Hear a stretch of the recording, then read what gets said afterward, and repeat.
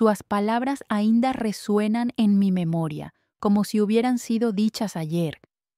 frota más duro, gritaba él, mientras yo, arrodillada en el piso helado de aquel cuarto, obedecía con las manos ya desolladas.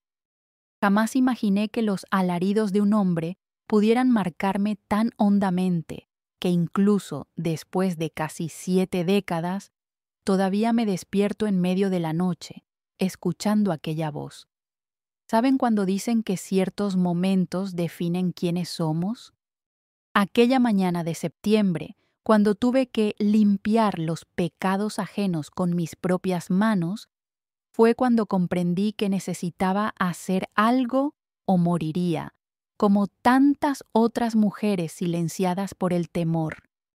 Lo que sucedió en aquella casa en la colonia Roma en 1958 me enseñó que el verdadero infierno no está bajo tierra, está dentro de los muros de mansiones respetables, donde hombres de traje y corbata creen poseer no solamente las casas, sino también las vidas de todos quienes habitan en ellas. Hola, mis queridos. Mi nombre es Vanusia, hoy tengo 93 años, pero la historia que voy a contarles ocurrió cuando tenía 26 años, en 1958.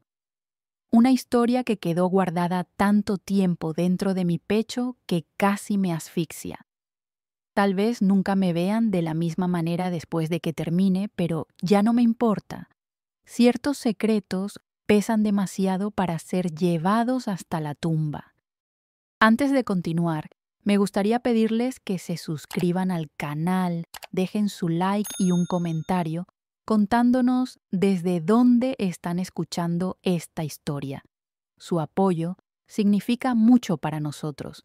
Ahora pregunto, ¿ya sintieron tanto miedo de alguien que su cuerpo entero temblaba solo de escuchar los pasos de esa persona acercándose? ¿Ya vivieron bajo el mismo techo que su peor pesadilla? Si la respuesta es sí, entenderán exactamente lo que viví. Dejen su corazón en los comentarios si esta historia toca su alma. Una niña de los cafetales. Nací en 1932 en una casita de barro y zacate en los alrededores de Cuautla, en el estado de Morelos, una época en que muchachas como yo teníamos un solo destino: trabajar desde temprano, casarse joven, tener hijos, obedecer al marido. No existía eso de los sueños, del futuro, de querer algo diferente.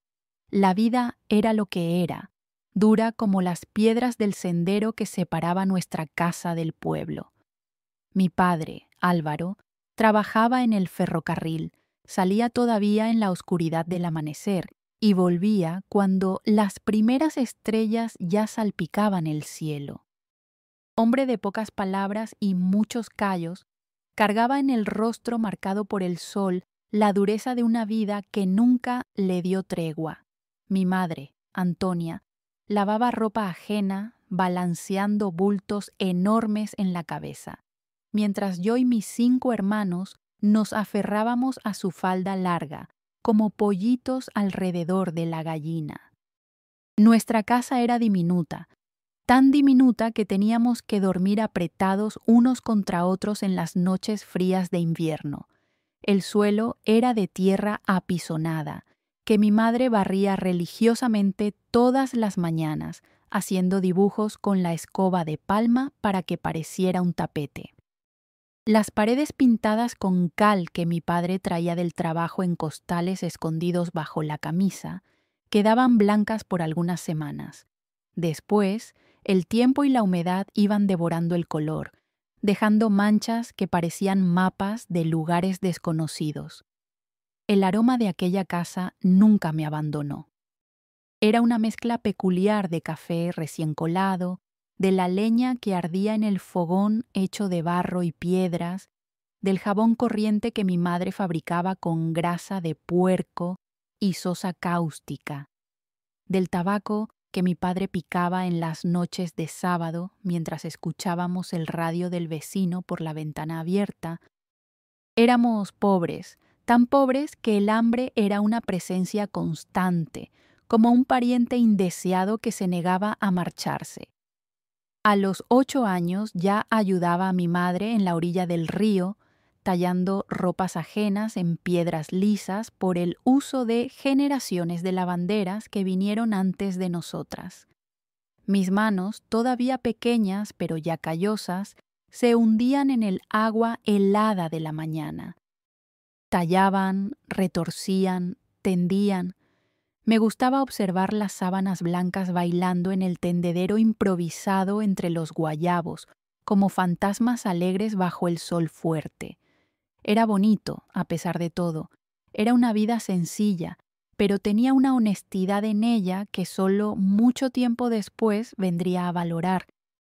En la escuela que frecuenté hasta segundo año de primaria solamente, la profesora Yolanda decía que yo era inteligente, que aprendía rápido. ¡Qué desperdicio!, murmuraba mientras me observaba absorber cada migaja de conocimiento como tierra seca absorbe la lluvia. Pero muchachas como yo no estábamos hechas para estudiar, para soñar. Estábamos hechas para servir, para sobrevivir. Cuando cumplí 15 años, mi padre me llamó a un rincón de la casa. Su rostro, normalmente cerrado, parecía aún más grave. «Hija», dijo, evitando mis ojos, «ya no tenemos condiciones de alimentar otra boca más. Conseguí un lugar para que trabajes en la casa de doña Zuleika, en el pueblo. Vas a ganar un sueldo, tener donde dormir, qué comer». No era una pregunta, no era una sugerencia, era como la lluvia, como el sol, como el hambre. Simplemente era.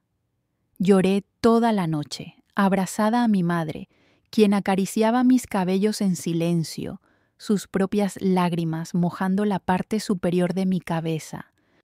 Al día siguiente, puse mis pocas ropas en un costal de algodón, colgué en el cuello una estampita de la Virgen de Guadalupe que mi abuela me había dado antes de morir y partí hacia la casa de doña Zuleika. Tenía 15 años y el corazón pesado como plomo. La casa de doña Zuleika era la más grande que había visto en mi vida. Tenía segundo piso, ventanas de vidrio, muebles de madera oscura que brillaban tanto que se podía ver el reflejo. Ella era viuda de un comerciante. Vivía con el hijo único, Saturnino, un muchacho flaco y callado que trabajaba en el banco. Mi labor era limpiar, cocinar, lavar, planchar, servir. Me levantaba a las 5 de la mañana y solo terminaba cuando todo estuviera impecable, muchas veces después de las 10 de la noche. Doña Zuleika no era una patrona mala, pero tampoco era buena. Era rigurosa, exigente. Miraba cada rincón de la casa buscando polvo olvidado, pasaba el dedo en los muebles verificando el brillo.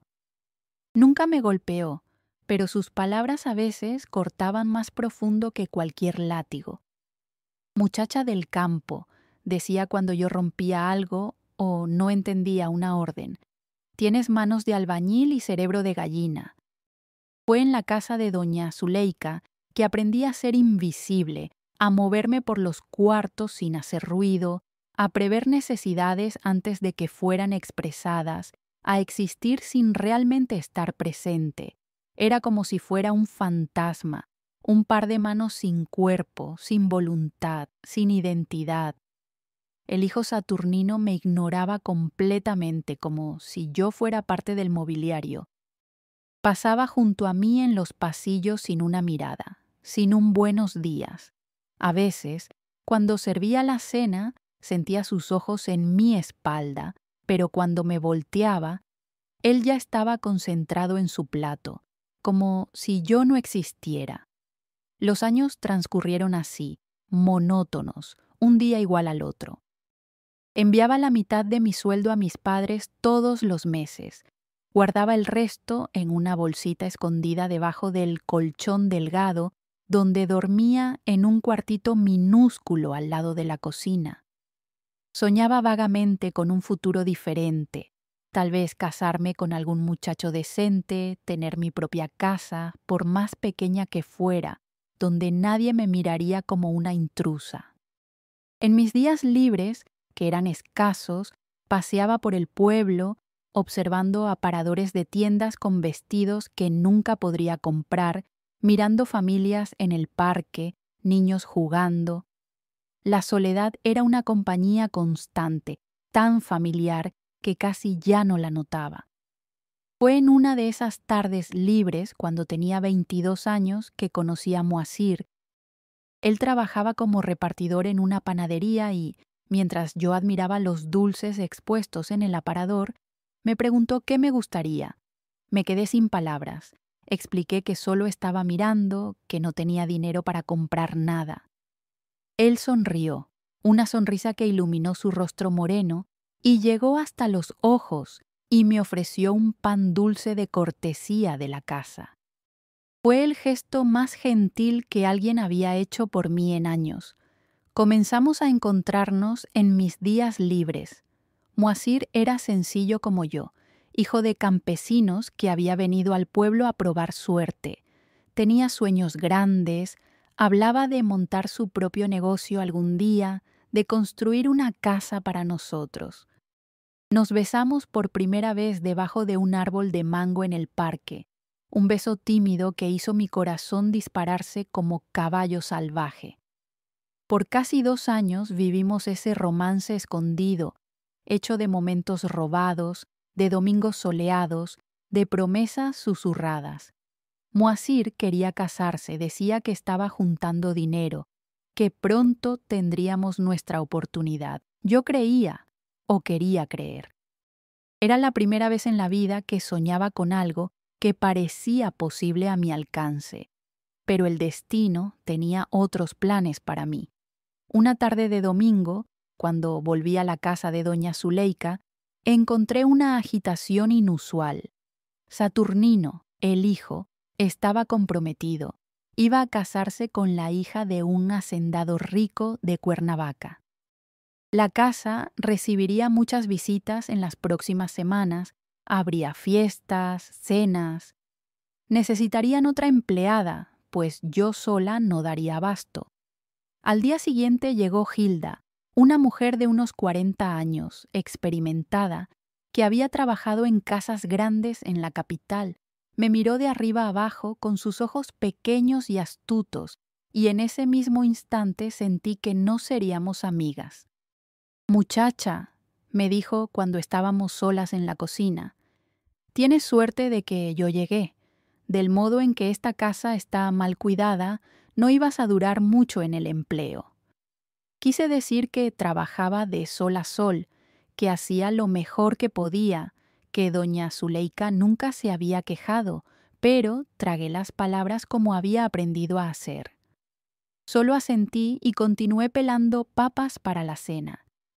En los días que siguieron, Hilda se volvió mi sombra, señalando cada falla, cada detalle que yo supuestamente había descuidado. Peor aún, comenzó a envenenar el oído de doña Zuleika contra mí. La muchacha estaba cortejando con un repartidor de panadería. La escuché decir una tarde cuando pensaba que yo estaba en el patio tendiendo ropa. Los vieron a los dos besándose en el parque. Imagínese nomás, doña Zuleika, lo que la gente no debe estar diciendo. Aquella misma noche, doña Zuleika me llamó a la sala. Estaba sentada, erguida como una estatua en su sillón preferido, las manos cruzadas sobre el regazo. Su rostro tenía la expresión cerrada que había aprendido a temer. «Vanusia», comenzó, la voz controlada.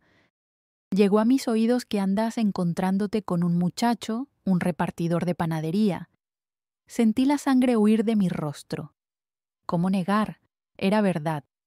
«Sí, señora», respondí bajito, los ojos fijos en el piso encerado. «Mírame cuando te hablo», ordenó, y con renuencia levanté los ojos. «¿Sabes lo que me preocupa más?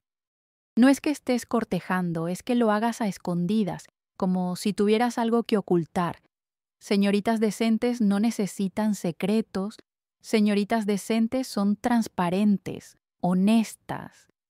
Disculpe, señora, murmuré, sintiendo las lágrimas quemar detrás de mis ojos. Las disculpas no cambian lo que está hecho. Estoy muy decepcionada, Vanusia. Después de todo lo que hice por ti, tratarme así. Y ahora, con la boda de Saturnino acercándose, no puedo tener una empleada cuya reputación está en entredicho. ¿Qué van a pensar los padres de la novia? Mi corazón se heló. Me estaba despidiendo.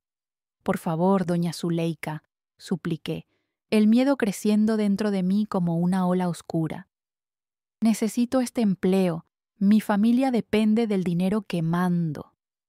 Ella suspiró como si estuviera muy cansada, muy decepcionada. No voy a despedirte todavía, pero a partir de hoy, tus días libres quedan suspendidos hasta nueva orden y estás prohibida de salir de esta casa sin mi expreso permiso. ¿Entendido? Sí, señora, acordé, la voz apenas saliendo. Era como si me hubieran encerrado en una jaula y tirado la llave. Y una cosa más, quiero que me entregues todas tus cartas, las que recibiste de ese muchacho y cualesquiera otras que hayas guardado. Pero son mis cartas personales, protesté débilmente. Mientras estés bajo mi techo, nada es realmente tuyo, respondió con frialdad. Las cartas, Vanusia, ahora. Con el corazón partido busqué la pequeña caja donde guardaba las cartas de Moisir, las notas que intercambiábamos, hasta algunas cartas de mi madre, mis tesoros más preciosos. Entregué todo a ella, quien puso la caja a su lado sin ni siquiera mirar dentro. Puedes retirarte. Volví a mi cuartito y lloré hasta no tener más lágrimas. Era como si hubieran arrancado un pedazo de mí, como si hubieran robado no solamente mi presente, sino también mi futuro. En los días siguientes, intenté mandar una nota a Moisir a través de la lechera que venía todas las mañanas. Quería explicar por qué no podría encontrarlo más, decir que todavía lo amaba, que no perdía la esperanza. Pero Hilda, siempre vigilante, interceptó mi intento. La patrona va a saber de esto, amenazó, la nota arrugada en sus manos nudosas. Por favor, Hilda, supliqué. Es solo una nota explicando que no puedo salir más. Él va a preocuparse, va a pensar que ya no quiero verlo. ¿Y no quieres? Respondió con una sonrisa maliciosa. Muchachas como tú necesitan saber cuál es su lugar. Soñar muy alto solo trae disgustos. Aquella noche, doña Zuleika me llamó nuevamente. La nota estaba sobre la mesa, alisada, pero visiblemente arrugada. Pensé que teníamos un acuerdo, dijo, la decepción en su voz ahora reemplazada por una rabia fría. Pero veo que todavía no entendiste la seriedad de la situación. Lo que siguió fue una humillación que cargo hasta hoy. Me obligó a escribir bajo su dictado una carta para Moisir, una carta cruel, llena de mentiras, diciendo que nunca lo había amado de verdad, que solo estaba divirtiéndome, que había conocido a otro hombre, alguien de mejores condiciones, y que no quería nada más con él. Firma, ordenó cuando terminé de escribir, lágrimas silenciosas manchando el papel. Firmé sintiendo como si estuviera firmando mi propia sentencia de muerte. Mañana Hilda le entregará esto, informó, doblando la carta cuidadosamente. Y será el fin de esta tontería. Fue verdaderamente el fin. Nunca más vi a Moisir. Supe, a través de comentarios de proveedores que venían a la casa, que había dejado el pueblo poco después, que se había ido a la Ciudad de México a probar vida en la capital. Con él se fueron mis sueños de una vida diferente, de una casa propia, de un amor verdadero. Los meses que siguieron fueron los más solitarios de mi vida.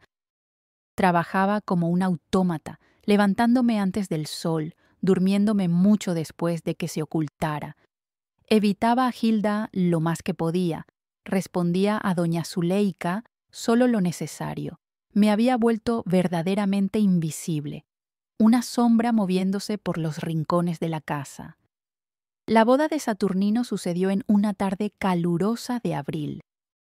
La casa fue decorada con flores blancas, los muebles pulidos hasta reflejar como espejos, la platería exhibida con orgullo. Hilda y yo servimos a los invitados, figuras elegantes que nos miraban a través de nosotras como si fuéramos hechas de aire. Fue en esa fiesta que conocí al doctor Ubaldo y a doña Leonor. El doctor. Ubaldo era un hombre imponente, con sus casi 50 años, cabellos grises en las sienes, traje impecablemente cortado. Doña Leonor, a su lado, parecía una muñeca frágil, con su vestido de seda azul claro, las perlas en el cuello, la sonrisa educada pero vacía. Estaban entre los invitados más importantes, habiendo venido especialmente desde la Ciudad de México para la ocasión. Durante la fiesta, mientras yo servía canapés, doña Leonor dejó caer su bolsa. Me agaché rápidamente para recogerla, entregándola con una reverencia discreta. «Gracias», dijo, mirándome realmente, tal vez por primera vez. «¿Cuál es tu nombre?» «Vanusia, señora», respondí sorprendida de ser notada. «¿Trabajas aquí hace mucho tiempo?» «7 años, señora». Ella intercambió una mirada con el marido, una mirada que en aquel momento no comprendí, pero que ahora, con la sabiduría de los años, reconozco como una comunicación silenciosa entre cómplices. Más tarde, aquella noche, cuando la mayoría de los invitados ya había partido, doña Zuleika me llamó a la sala. El doctor Ubaldo y doña Leonor todavía estaban ahí, sentados confortablemente, copas de licor en las manos. «Vanusia», comenzó doña Zuleika. «El doctor Ubaldo y doña Leonor están buscando una empleada para su casa en la Ciudad de México. Le hablé de ti, de cómo eres trabajadora y discreta. Están dispuestos a llevarte si aceptas». Quedé paralizada, sin saber qué decir. La Ciudad de México, la ciudad grande, tan lejos de todo lo que conocía, lejos de Cuautla, lejos de mi familia, lejos de los recuerdos dolorosos de Moacir. «Sería una gran oportunidad para ti», continuó doña Zuleika, su tono dejando claro que no era realmente una elección. «El sueldo es mejor y el doctor Ubaldo es un médico muy respetado. Tu posición en la casa de ellos sería superior a la que tienes aquí». Miré a la pareja. Doña Leonor sonreía gentilmente, sus ojos azules como lagos tranquilos. El doctor Ubaldo me evaluaba con una mirada clínica, como si yo fuera un objeto en venta. «Necesitamos a alguien confiable», dijo doña Leonor, su voz suave como terciopelo. «Alguien que pueda ayudar con la casa y con los niños. Tenemos 3 hijos, ¿sabes? Claudio con 15 años, Eulina con 13 y Arnaldo con 10. «Sería un honor, señora», respondí automáticamente, las palabras saliendo antes de que pudiera realmente pensar. «Óptimo», exclamó doña Zuleika, como si acabara de cerrar un negocio particularmente ventajoso. «Partes con ellos mañana temprano, ve a arreglar tus cosas». Y así, con una simplicidad aterradora, mi vida cambió completamente. Una vez más, no tuve oportunidad de despedirme de mi familia. Solo envié una carta apresurada, explicando el cambio, prometiendo escribir tan pronto estuviera instalada. No tuve tiempo de sentir miedo o emoción, solo una resignación silenciosa a lo inevitable. A la mañana siguiente, con mi pequeño atado de ropas y la estampita de la Virgen de Guadalupe todavía colgada en el cuello, partí con el doctor Ubaldo y doña Leonor en su automóvil reluciente. Miré por última vez la casa de doña Zuleika, donde había pasado 7 años de mi juventud, y sentí un escalofrío extraño recorrer mi espina dorsal como un presagio. El viaje hasta la Ciudad de México fue largo y silencioso. Sentada en el asiento trasero, observaba el paisaje cambiar por la ventana, las montañas verdosas, los pueblitos pequeños y, finalmente, los primeros signos de la capital. Edificios cada vez más altos, calles cada vez más anchas, personas apresuradas por todas partes. La casa del doctor Ubaldo quedaba en la colonia Roma, un barrio elegante que solo conocía de oídas. Era una construcción imponente de 2 pisos con una terraza amplia, jardín al frente y al fondo y un portón de hierro trabajado. Al lado de la entrada principal, una placa discreta informaba: Doctor Ubaldo Noroña, médico. Fui conducida hasta lo que sería mi cuarto, un espacio pequeño pero limpio, en el fondo de la casa, al lado de la lavandería. Una cama estrecha, con colchón duro, un armario sencillo, una silla de madera. Una ventanita que daba al muro del fondo sería mi hogar por los próximos años. Las primeras semanas fueron de adaptación, de aprender las rutinas de la casa, las preferencias de cada miembro de la familia, los caminos invisibles que debería recorrer para ser eficiente sin ser notada. Me levantaba a las 5 de la mañana, preparaba el café de la familia, servía, limpiaba, lavaba, cocinaba, planchaba, servía nuevamente, limpiaba nuevamente. Un ciclo sin fin que solo terminaba tarde en la noche, cuando todos ya estaban recogidos. Doña Leonor parecía satisfecha con mi trabajo. Raramente hablaba conmigo más allá de lo necesario para dar instrucciones, pero tampoco se quejaba, lo que había aprendido a considerar una victoria. Los niños me ignoraban casi completamente, excepto Arnaldo, el menor, que a veces me seguía por la casa, haciendo preguntas sobre mi vida en el campo, sobre cómo era crecer en un pueblo pequeño. Tenía una curiosidad genuina que me recordaba a mí misma cuando niña, siempre queriendo saber más, siempre mirando más allá del horizonte visible. El doctor Ubaldo era una presencia intermitente en la casa. Salía temprano para el consultorio y muchas veces volvía tarde después de cenas con colegas o compromisos sociales. Cuando estaba en casa, era educado pero distante, el tipo de hombre que ocupa espacio no solo físicamente, sino con su personalidad, con su autoridad indiscutible. Todos en la casa parecían orbitar a su alrededor, ajustando comportamientos, tonos de voz, hasta expresiones faciales de acuerdo con su humor del día. Percibí temprano en las primeras semanas que había una tensión subyacente en aquella casa aparentemente perfecta. Doña Leonor, con su sonrisa educada y sus perlas, parecía estar siempre al borde de un precipicio invisible. Los niños, especialmente Claudio y Eulina, tenían un aire de alerta constante, como animales salvajes acostumbrados a depredadores. Solo Arnaldo parecía inmune, protegido tal vez por ser el menor, el favorito. Mis días libres, ahora los domingos, eran pasados explorando los alrededores con cautela. La Ciudad de México me asustaba y fascinaba en igual medida. Las playas de Chapultepec, los cerros imponentes, la mezcla de personas de todos los tipos, colores, clases sociales. Era un mundo completamente diferente de todo lo que conocía.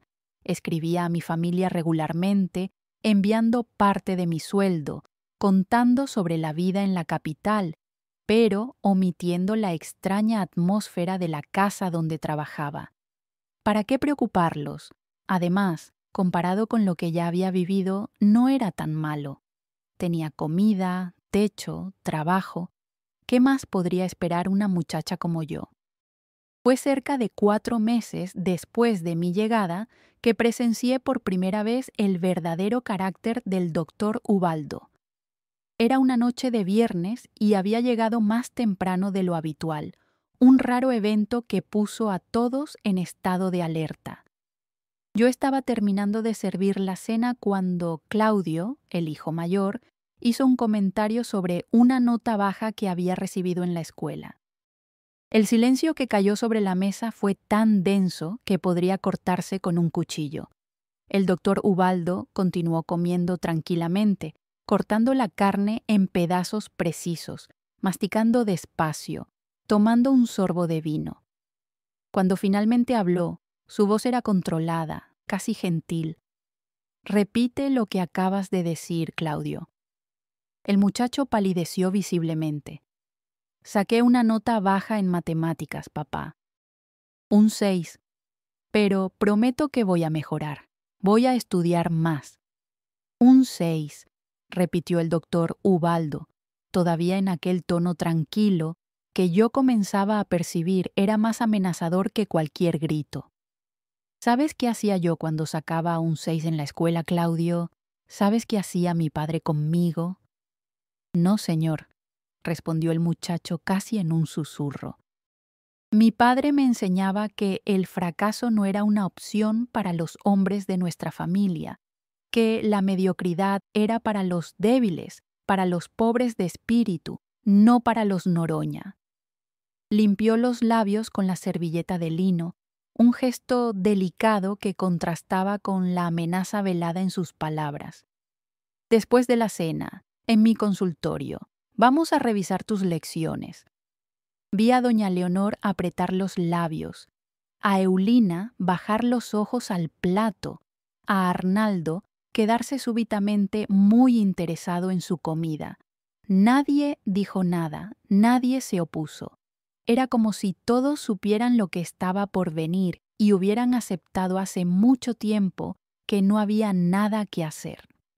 Más tarde, mientras lavaba los trastos de la cena, escuché los sonidos viniendo del consultorio, el cinturón, los gritos ahogados, las súplicas de disculpas. Era como estar de vuelta en mi infancia, oyendo a mi padre golpear a mis hermanos cuando volvía borracho del trabajo.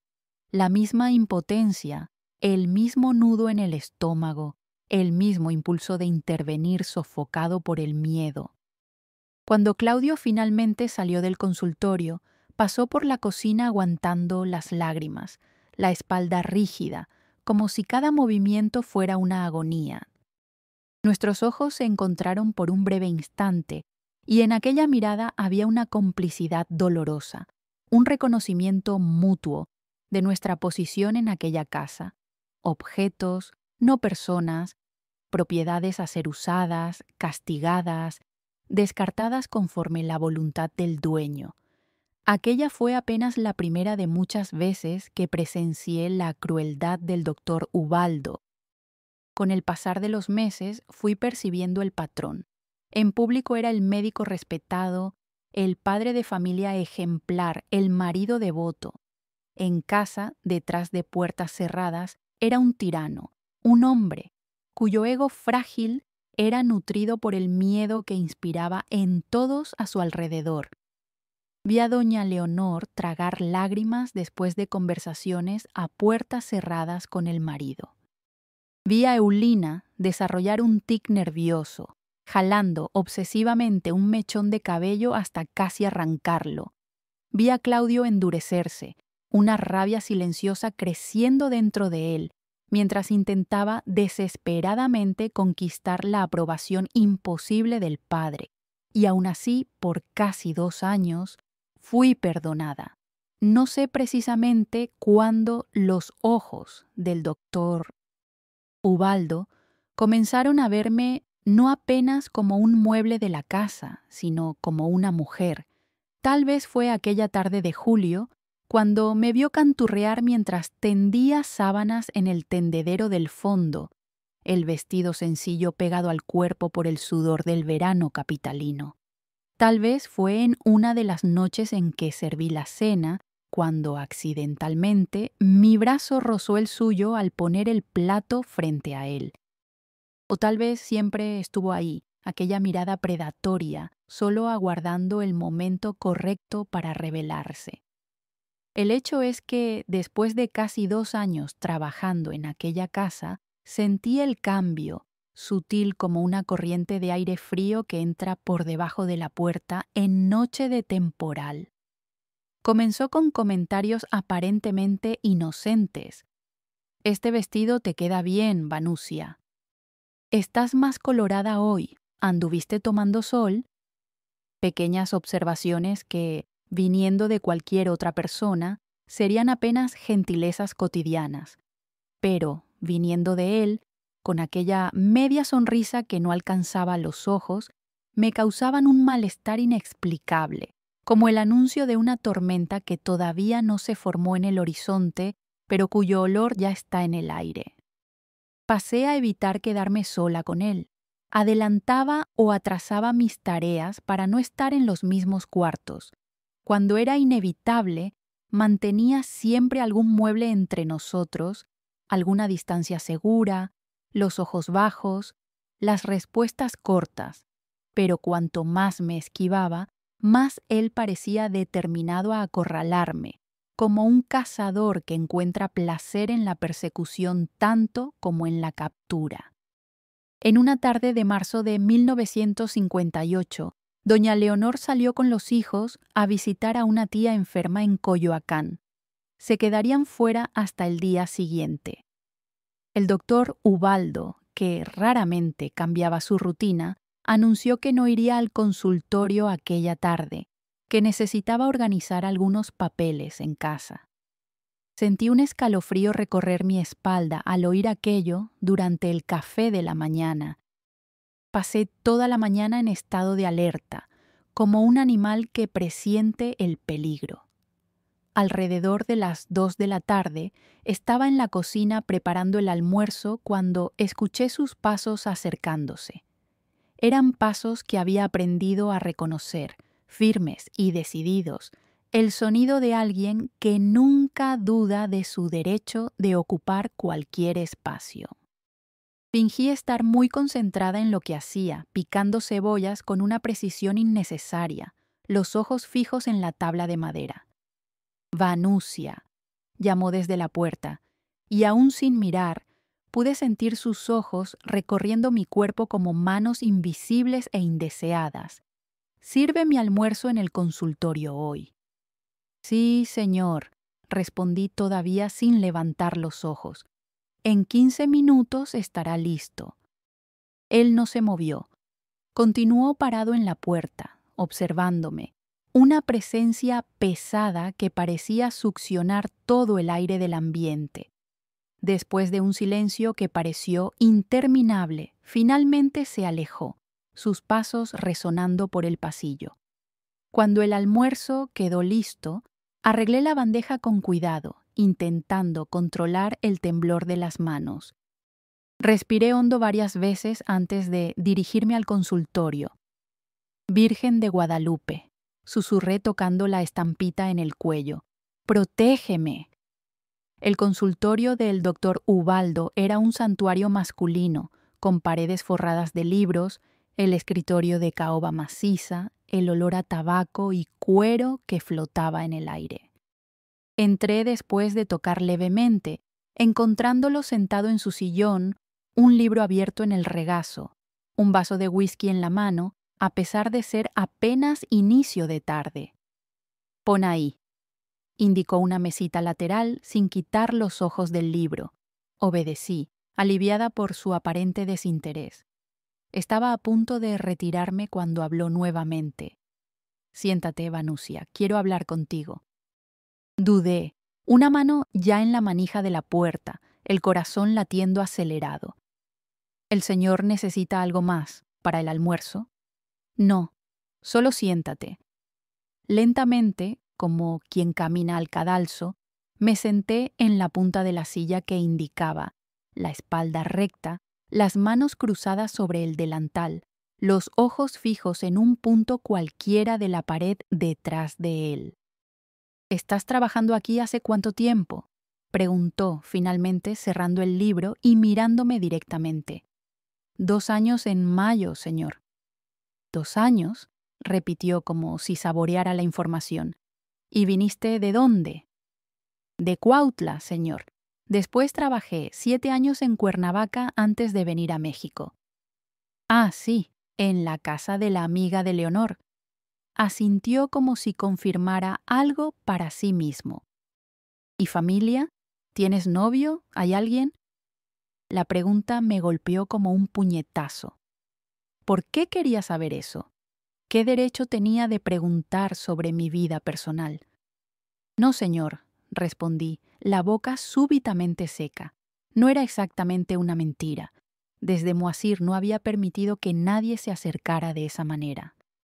Óptimo, murmuró, y algo en la forma como dijo aquella única palabra hizo que los vellos de mi nuca se erizaran. Vanusia, necesito decirte que estoy muy satisfecho con tu trabajo aquí. Eres dedicada, discreta, cualidades que valoro mucho en una empleada. La pausa antes de la palabra empleada fue breve, pero cargada de insinuaciones que me hicieron sonrojar de vergüenza y rabia. Mantuve la mirada baja, las manos ahora apretadas una en la otra con tanta fuerza que los nudillos estaban blancos. Gracias, señor, hago lo mejor que puedo.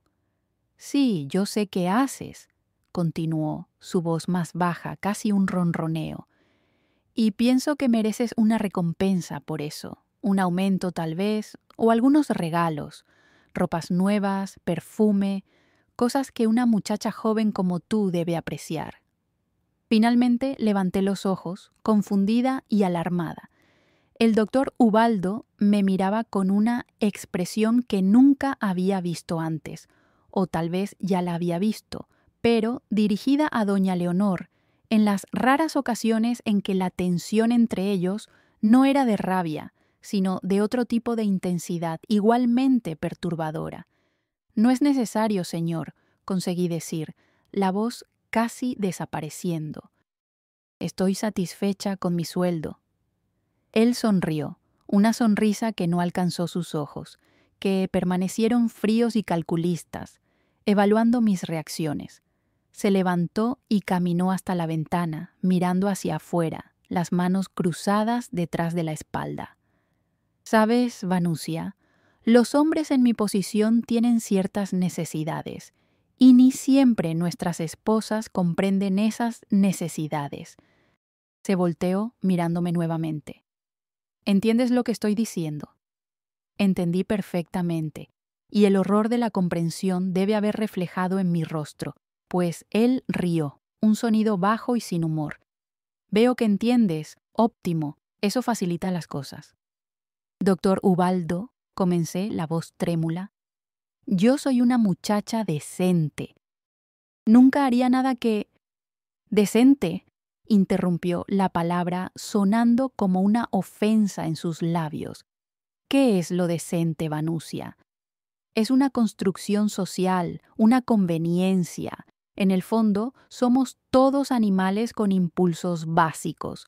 La diferencia es que algunos de nosotros podemos satisfacer esos impulsos y otros, bueno, otros necesitan contentarse con las migajas que les son ofrecidas. Dio un paso en mi dirección e instintivamente me levanté, retrocediendo hasta sentir la pared a mis espaldas. No había a dónde huir. Señor, por favor, supliqué, el pánico creciendo dentro de mí como una ola a punto de romper. Doña Leonor. Leonor no está aquí, dijo, ahora a solo un paso de distancia. Nadie está aquí, apenas tú y yo. No puedo, susurré, lágrimas comenzando a nublar mi visión. Por favor, no me pida eso. Por un momento, algo parecido a rabia atravesó su rostro, una sombra oscura que pasó como una nube cargada. Entonces, tan rápidamente como vino, la expresión cambió, retornando a la sonrisa controlada, casi paternal. Cálmate, Vanusia, no voy a forzarte a nada. Retrocedió un paso, dándome espacio para respirar. Solo piensa en lo que dije, piensa en las ventajas, un sueldo mejor, regalos, protección, todo a cambio de discreción y compañía ocasional. No conseguí responder. Estaba paralizada entre el miedo y la indignación, entre la necesidad de preservar mi empleo y la de preservar mi dignidad. «Puedes retirarte ahora», dijo, volviendo a su sillón como si nada hubiera pasado. «Vanusia, nuestra conversación queda entre nosotros. ¿Entendido?» Asentí mecánicamente y salí del consultorio con pasos apresurados, casi corriendo hasta la cocina, donde me apoyé en el fregadero, las piernas temblorosas, el estómago revolviéndose. Sentí el sabor agrio de la bilis subiendo por la garganta y apenas tuve tiempo de inclinarme sobre el fregadero antes de vomitar lo poco que había comido aquel día. Cuando terminé, lavé el rostro con agua fría, intentando organizar los pensamientos. ¿Qué hacer? ¿A dónde ir? Si rechazaba las insinuaciones del doctor Ubaldo, ciertamente perdería mi empleo. ¿Dónde encontraría otro sin referencias en una ciudad donde no conocía casi a nadie? ¿Cómo sustentaría a mi familia? ¿Cómo enfrentaría la vergüenza de volver a casa como un fracaso? Pero si cedía, la idea era tan repulsiva que causó una nueva ola de náusea. No, no podría. Jamás conseguiría vivir conmigo misma, mirar mi reflejo en el espejo sabiendo lo que había hecho, en lo que me había convertido. Pasé el resto de aquel día evitando al máximo al doctor Ubaldo, haciendo mis tareas en los lugares más distantes de él que conseguía encontrar. Por la noche, trancé la puerta de mi cuartito, algo que nunca hacía, y empujé la pequeña cómoda contra ella. Una barrera frágil, pero que me dio algún sentido de seguridad. Acostada en la cama estrecha, mirando al techo descascarado, consideré todas mis opciones. Podría huir, pero ¿hacia dónde? ¿Con qué dinero? Mis ahorros eran escasos, apenas darían para un pasaje de vuelta a Cuautla. ¿Y qué haría allá? Podría buscar otro empleo en México, pero, sin referencias, las chances eran mínimas. Podría hablar con doña Leonor, pero después de la conversación con el doctor Ubaldo, tenía casi certeza de que ella ya sabía, o al menos sospechaba, y elegía ignorar para preservar su matrimonio, su posición social, su apariencia de respetabilidad. Me dormí tarde, un sueño agitado, poblado de pesadillas donde corría por pasillos infinitos, perseguida por una sombra sin rostro. Cuando desperté a la mañana siguiente, exhausta y con ojos hinchados, tomé una decisión. Resistiría, mantendría distancia, sería más cuidadosa, y mientras tanto, economizaría cada centavo posible, planearía una salida. No sabía cómo ni cuándo, pero no me sometería a aquel hombre. No sería una víctima más en una casa ya llena de ellas. Doña Leonor y los niños volvieron al final de aquella tarde. La rutina de la casa retomó su ritmo normal y, por casi 2 semanas, el doctor Ubaldo no hizo ninguna otra insinuación directa, apenas me observaba de lejos, con aquellos ojos fríos y calculistas, como un predador paciente que sabe que su presa tiene pocas rutas de escape. Esa espera era casi peor que el confrontamiento, la tensión creciendo día tras día, estirando mis nervios hasta el límite. Fue en una noche de abril, durante una cena con invitados importantes, un juez y su esposa, un colega médico del doctor Ubaldo y su joven esposa, que el próximo incidente ocurrió. Yo servía los postres, moviéndome silenciosamente alrededor de la mesa, cuando sentí su mano tocar mi muslo por debajo del mantel largo. El toque fue breve, casi casual, pero inconfundible en su intención. Sobresaltada, casi tiré la bandeja con las copas de flan. ¿Algún problema, Vanusia?, preguntó doña Leonor, su tono educadamente irritado por la casi interrupción de la cena perfecta. «No, señora, perdón», murmuré, retomando el control sintiendo la mirada divertida del doctor Ubaldo sobre mí mientras conversaba animadamente con el juez, como si nada hubiera pasado. Más tarde, en la cocina, mientras lavaba la loza fina de la cena, escuché la puerta abrirse. No necesité voltearme para saber quién era. El olor a tabaco caro y loción después de afeitar llenó el ambiente, mezclándose con el aroma de jabón y grasa. Impresionante cómo consigues mantener esa postura de muchacha virtuosa, comentó, recostándose en el marco de la puerta, bloqueando mi única salida. Casi creí en tu indignación hoy más temprano. Continué lavando los platos, las manos temblando levemente bajo el agua tibia. ¿Los invitados ya se fueron, señor? Ya, y Leonor tiene jaqueca, como siempre después de estas cenas.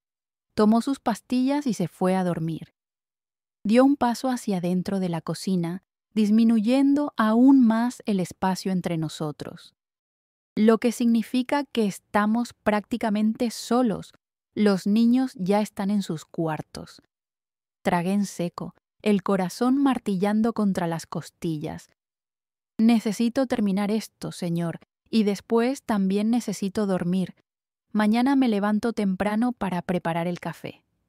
Siempre tan dedicada, murmuró, ahora tan cerca que pude sentir su aliento caliente en mi cuello, oliendo a whisky y puros. Es una de las cualidades que más admiro en ti, Vanusia, esa sumisión, esa aceptación de tu lugar. Sus manos aterrizaron en mis hombros, pesadas, posesivas. Cerré los ojos, sintiendo la bilis subir nuevamente por la garganta. Doctor, por favor, susurré, odiando el temblor en mi voz. No puedo, no quiero. No quieres, repitió, una de las manos bajando por mi brazo, dejando un rastro de escalofríos de repulsión. ¿O no quieres admitir que quieres? En un movimiento súbito, me volteé y lo empujé con más fuerza de la que pretendía. Él tambaleó hacia atrás, sorprendido por la resistencia inesperada. Por un momento nos miramos. La tensión en el aire tan espesa que parecía posible cortarla con un cuchillo. Entonces, su rostro se transformó. La máscara de encanto y seducción cayó, revelando la furia subyacente, la verdadera cara del hombre que aterrorizaba aquella casa. ¿Quién te crees que eres?, siseó, avanzando nuevamente. Una empleadita del campo, sin educación, sin familia, sin nada. ¿Crees que puedes rechazarme a mí? Retrocedí hasta chocar contra el fregadero, sin salida, sin escape. Soy una mujer decente, conseguí decir, la voz más firme ahora, alimentada por un repentino destello de dignidad. Y usted es un hombre casado. Esto no está bien. Él rió, un sonido áspero y cruel. ¿Decente? Una mujer que trabajaba en la casa de Zuleika, que andaba encontrándose con el repartidor. No me hagas reír, Vanusia. Sé muy bien qué tipo de mujer eres. Usted no me conoce, respondí, la rabia comenzando a sobrepasar el miedo. No sabe nada sobre mí. La mano de él acertó mi rostro con tanta fuerza que vi estrellas. El dolor explotó en mi mejilla, esparciéndose como fuego. Tambaleé, aturdida, el sabor metálico de sangre llenando mi boca, donde mis dientes habían cortado el interior de la mejilla. No me respondas, atrevida, gruñó, agarrando mi brazo con fuerza suficiente para dejar marcas. ¿Quién te crees que eres para desafiarme? ¿Crees que no puedo ponerte en la calle ahora mismo? ¿Crees que alguien creería cualquier cosa que dijeras contra mí? Lágrimas corrían por mi rostro, mezclándose con la sangre que sentía en la comisura de la boca. Intenté zafarme, pero él era mucho más fuerte, sus dedos clavándose en mi piel como garras de hierro. Suélteme, supliqué, la voz quebrada. Me está lastimando. Esto no es nada comparado con lo que puedo hacerte. Amenazó, su rostro tan próximo al mío que pude ver cada línea de rabia marcada alrededor de sus ojos, cada vena pulsando en su sien. Nada, no tienes idea de lo que soy capaz cuando me contradicen. En ese momento escuchamos pasos en el pasillo. Me soltó instantáneamente, retrocediendo varios pasos, recomponiendo su expresión con una rapidez que revelaba años de práctica en esconder su verdadera naturaleza. Arnaldo, el hijo menor, apareció en la puerta de la cocina frotándose los ojos soñolientos. «Papá, escuché ruido». El doctor Ubaldo sonrió, aquella sonrisa perfectamente ensayada que reservaba para el público. «No es nada, hijo. Solo estaba dando algunas instrucciones a Vanusia sobre el café de mañana. Tenemos invitados llegando temprano». Los ojos de Arnaldo se movieron de su padre hacia mí, y vi el momento exacto en que notó mi mejilla roja, los ojos llorosos, el labio trémulo. Algo en su mirada cambió, una comprensión más allá de sus años, una percepción triste y resignada de algo que ya debía haber presenciado muchas veces antes. «Vuelve a la cama, Arnaldo», ordenó el doctor Ubaldo, su tono gentil, pero que no admitía discusión. «Ya es tarde». El muchacho dudó por un momento, mirando nuevamente hacia mí, como si quisiera decir algo, como si quisiera ayudar. Entonces, con un suspiro casi inaudible, asintió. «Buenas noches, papá. Buenas noches, Vanusia». «Buenas noches, Arnaldo», respondí, intentando sonreír, intentando protegerlo de la realidad brutal que probablemente ya conocía muy bien. Después de que salió, el doctor Ubaldo se volteó hacia mí una última vez, el rostro ahora una máscara de hielo. «Esto no acabó», dijo bajo, casi susurrando. «Pero lo dejaremos para otro momento. Y Vanusia, si dices una palabra sobre esto a cualquier persona, especialmente a Leonor o a los niños, vas a desear nunca haber nacido. ¿Entendido?» Asentí silenciosamente, incapaz de hablar, la garganta cerrada por el miedo y la humillación. «Óptimo. Ahora termina esto y ve a dormir. Y mañana quiero ver ese rostro sin ninguna marca. Usa maquillaje, hielo, lo que sea necesario. No quiero preguntas». Salió, dejándome temblando contra el fregadero, lágrimas silenciosas corriendo por el rostro. Cuando tuve certeza de que se había ido, me dejé resbalar hasta el piso, abrazando las rodillas, permitiéndome finalmente sollozar en silencio. El cuerpo todo sacudiéndose con el esfuerzo de contener los sonidos de mi desesperación. Aquella noche no dormí. Quedé acostada en la oscuridad de mi cuartito, escuchando cada crujido de la casa, cada sombra que pasaba por debajo de la puerta, temiendo que en cualquier momento se abriera y la figura imponente del doctor Ubaldo apareciera para terminar lo que había comenzado. Recé como nunca había rezado antes, agarrando la estampita de la Virgen entre los dedos hasta sentir los bordes metálicos cortar mi piel. Cuando el primer rayo de sol entró por la ventanita, me levanté exhausta pero resuelta. Observé mi reflejo en el pequeño espejo colgado en la pared, la mejilla hinchada, un moretón comenzando a formarse, el labio partido en la esquina. Usando el poco maquillaje que poseía, un polvo de arroz barato y un lápiz labial rosa claro que había comprado en mi último día libre, intenté disimular las marcas lo mejor que pude. Aquel día transcurrió en una niebla de ansiedad y agotamiento. Hice mis tareas mecánicamente, evitando miradas, manteniéndome siempre en movimiento, siempre cerca de otros. Eulina practicando piano en la sala, doña Leonor bordando en la terraza, la cocinera Josefina que venía 3 veces por semana a ayudar con las comidas más elaboradas. Sentía los ojos del doctor Ubaldo siguiéndome por la casa, observando, evaluando, planeando. Por la noche Me encerré nuevamente en el cuarto, la cómoda empujada contra la puerta, un palo de escoba improvisado para trabar la manija. Sentada en el borde de la cama, mirando la pequeña maleta donde guardaba mis pertenencias, consideré una vez más la fuga. Pero, ¿hacia dónde? ¿Cómo? ¿Con qué recursos? Fue aquella noche, en medio de la desesperación y la soledad, que comencé a percibir algo importante. No estaba completamente sola en aquella casa. Había otros que sufrían como yo, que temían como yo. Había doña Leonor con sus sonrisas vacías y sus frascos de medicinas para dolor de cabeza. Claudio, con su rabia contenida y sus notas cada vez más bajas en la escuela. Eulina, con sus tics nerviosos y su mirada perpetuamente asustada. Hasta el pequeño Arnaldo, perdonado de lo peor de la ira del padre, pero testigo silencioso de todo.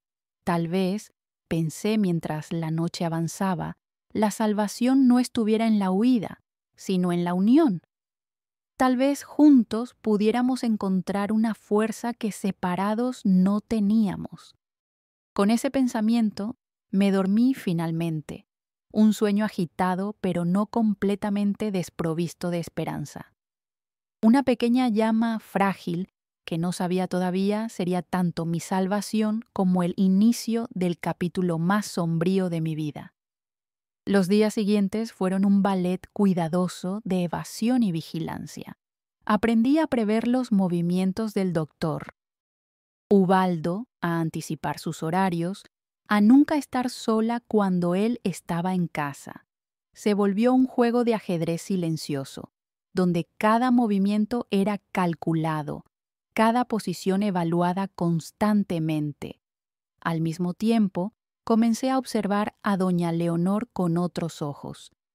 No más como la patrona distante, la mujer frágil que elegía ignorar los horrores bajo su techo, sino como una posible aliada, otra víctima de aquel hombre que había transformado una casa elegante en un campo de batalla psicológico.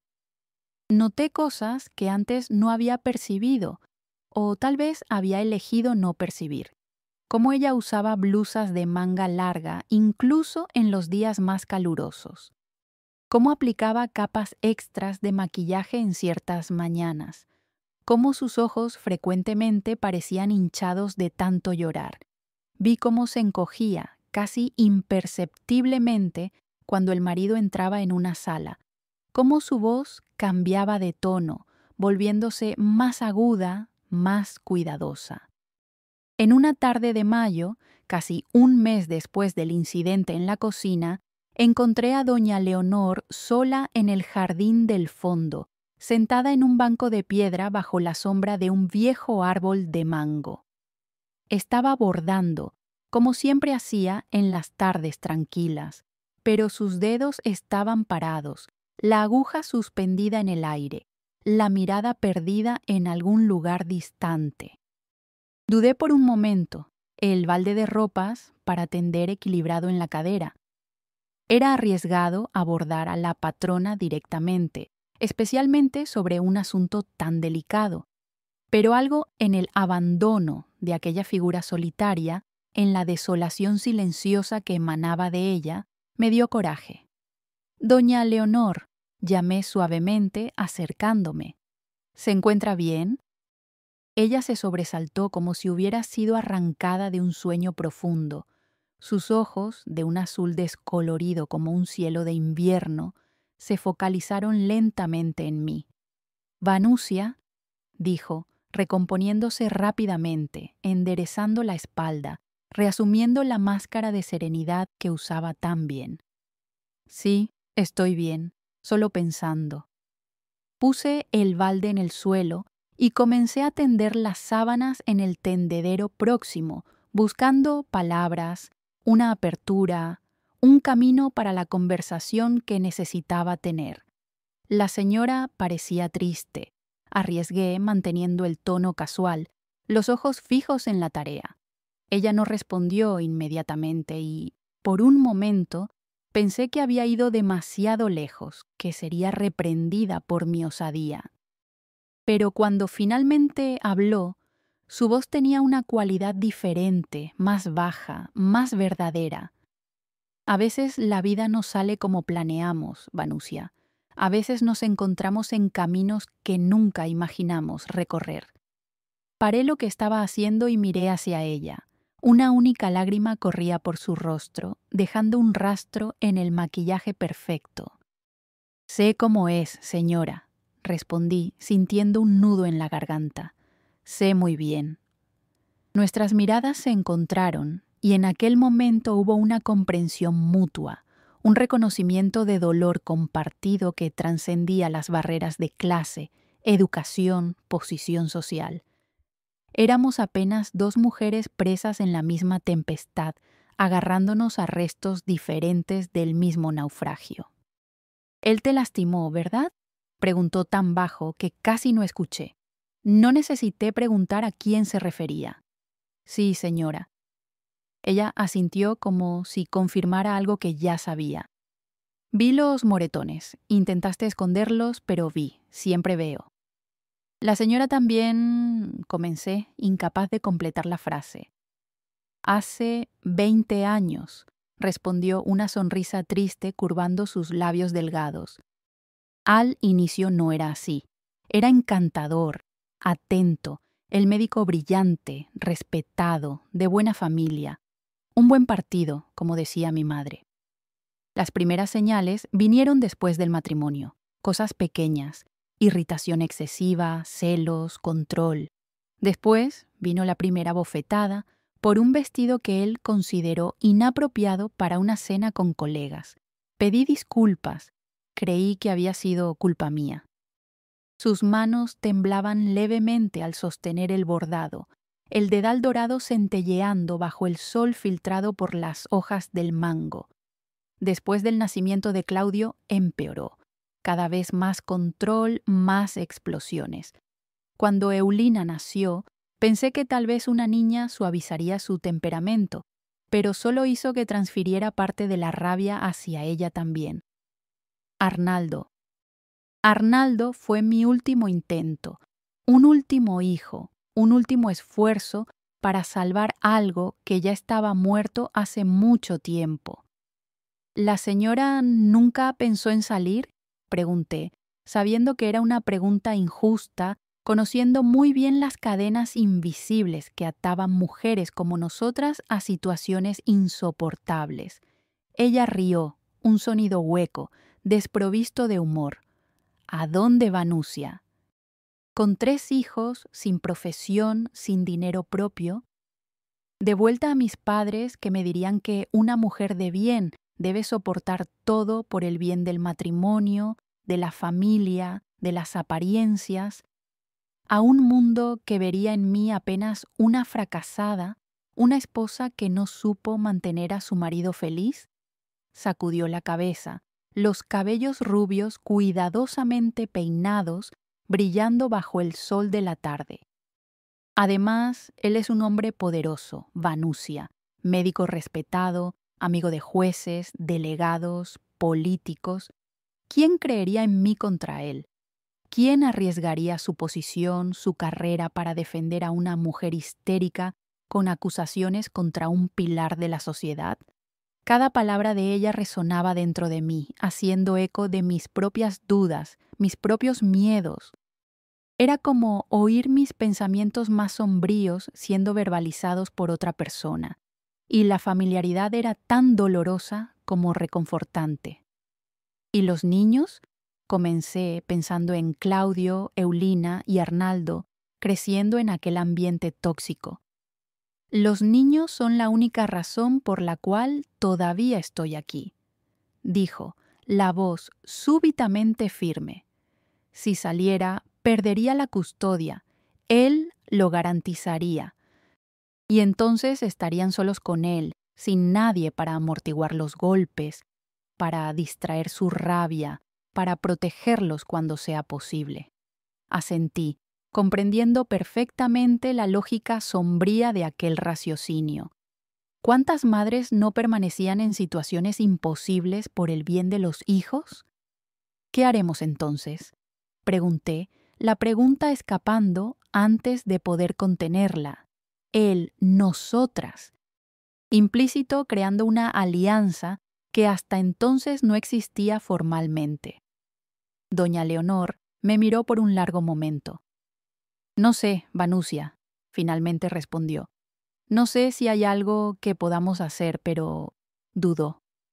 Pero es un alivio no estar completamente sola, saber que alguien más ve, que alguien más entiende. No estás sola, doña Leonor, afirmé. ¿No más? Ella sonrió, un sorriso triste, pero genuino. Gracias, Vanusia. Eres una buena persona. Aquella conversación marcó el inicio de una alianza más consciente entre nosotras. En las semanas que siguieron, desarrollamos un lenguaje silencioso de apoyo mutuo, pequeños gestos, una mirada de comprensión cuando el doctor Ubaldo estaba particularmente irritado, una taza de té dejada discretamente cuando una de nosotras había llorado. Y entonces llegó aquella mañana de septiembre. El doctor Ubaldo había llegado borracho la noche anterior, después de alguna reunión con colegas. Escuché la discusión con doña Leonor, los gritos, el sonido de algo rompiéndose. A la mañana, cuando entré a su cuarto para recoger las sábanas sucias, lo encontré. Estaba tirado en el piso, junto a la cama. Había vomitado durante la noche y aparentemente se había ahogado con su propio vómito. Sus ojos estaban abiertos, vidriosos, sin vida. Por un momento que pareció una eternidad, apenas me quedé ahí parada, mirándolo. El hombre que me había aterrorizado, que había destruido tanto, estaba ahí, reducido a nada más que un cuerpo inerte en el piso. Vanusia, la voz de doña Leonor me hizo voltear. Ella estaba en la puerta, pálida, pero extrañamente tranquila. «¿Está...? Sí, señora, creo que sí». Ella se acercó, mirando el cuerpo de su marido sin expresión particular. Luego me miró. «Necesitamos limpiar esto antes de llamar al doctor», dijo simplemente. «No queremos que los niños vean esto». Y fue así que me encontré, de rodillas en aquel piso, limpiando. Limpiando los restos, limpiando las evidencias de una muerte que, aunque natural, llevaba consigo el peso de tantos años de sufrimiento. Frota más fuerte. Escuché su voz en mi memoria, pero ahora ya no tenía poder sobre mí. Cuando llegó el médico, certificó muerte por asfixia, probablemente relacionada con intoxicación alcohólica. Nadie hizo preguntas. Un hombre respetado que tuvo un accidente trágico. En las semanas que siguieron al funeral, algo cambió en aquella casa. Era como si una sombra pesada hubiera sido levantada. Doña Leonor comenzó a tomar decisiones, a hablar con voz más firme. Los niños, poco a poco, comenzaron a relajarse. Yo permanecí con ellos por más algunos años hasta que Arnaldo entró a la universidad. Para entonces ya no era apenas una empleada, sino parte de la familia. Cuando finalmente decidí volver a Cuautla, fue con referencias excelentes, con ahorros suficientes y con la certeza de que había sobrevivido a lo peor. Ahora, a mis 93 años, sentada en mi baranda mirando el atardecer sobre las montañas de Morelos, pienso en todo lo que viví. Las cicatrices todavía están ahí, pero ya no duelen como antes. Arnaldo me visita regularmente, trae a sus nietos. Se volvió abogado, como había dicho, y defiende mujeres en situaciones de violencia doméstica. Dice que yo fui su inspiración. Doña Leonor falleció hace 10 años, en paz, rodeada de sus hijos y nietos. Antes de partir me tomó la mano y susurró: «Gracias por aquella mañana. Gracias por ayudarme a ser libre». Nunca hablamos más sobre aquello, nunca fue necesario. A veces me pregunto si hice lo correcto, limpiando aquel cuarto, no diciendo lo que vi esa noche cuando escuché la discusión. Pero entonces recuerdo los años de paz que siguieron, las vidas que pudieron florecer sin aquella sombra, y sé que, a veces, la justicia toma formas que los libros de derecho no reconocen. Esta es mi historia. No es bonita, no es simple, pero es mía. Y si sirve para que una sola mujer encuentre fuerzas para resistir, para sobrevivir, para finalmente vivir, entonces valió la pena contarla. Porque al final, lo que importa no es cuántas veces nos derriban, sino que siempre nos levantamos, una vez más, siempre una vez más, y seguimos viviendo.